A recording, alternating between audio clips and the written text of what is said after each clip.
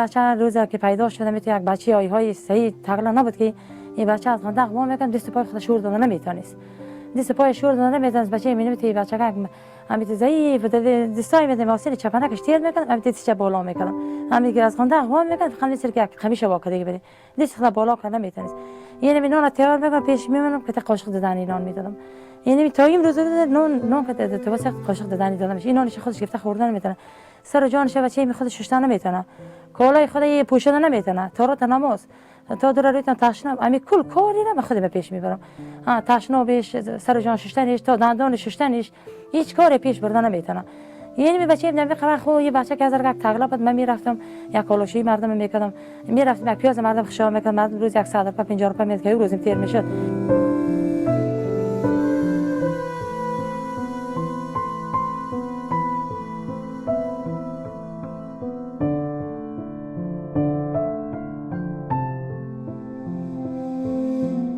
تولد که میشد من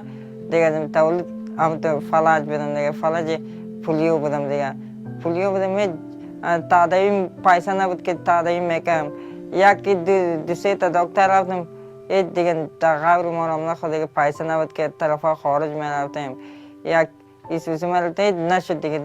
جورم نشد ماندم روز بر روز گردن ما کار مانده دستای ما کار ماند پای ما کار ماند خواه که مادرم بالا مگرد سنید بیرو میبرم مادر میبرم خوبم خرابم ریشی من مادرم تمام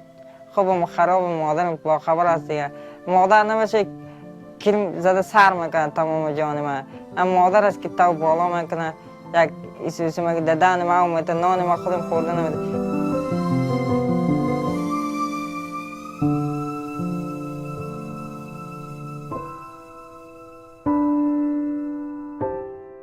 امید خدا جان دارم که بچه که جور شده دادم که مادرش داره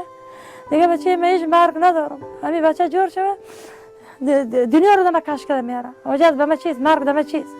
بچه که جور شده بچه دیگه به مرگ ندارم قربان خدای پاشم که این بچه چک چک چک دم 24 سال غمی بچه بیبگی بیچارگی ده میخورده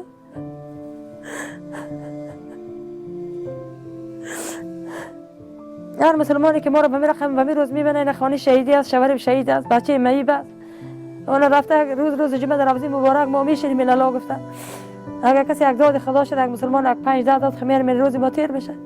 اگر نداد بچه من تو پس با صبر خدا شکر خدا جان میکنیم پس برای ما میخزیم قربان خدا شم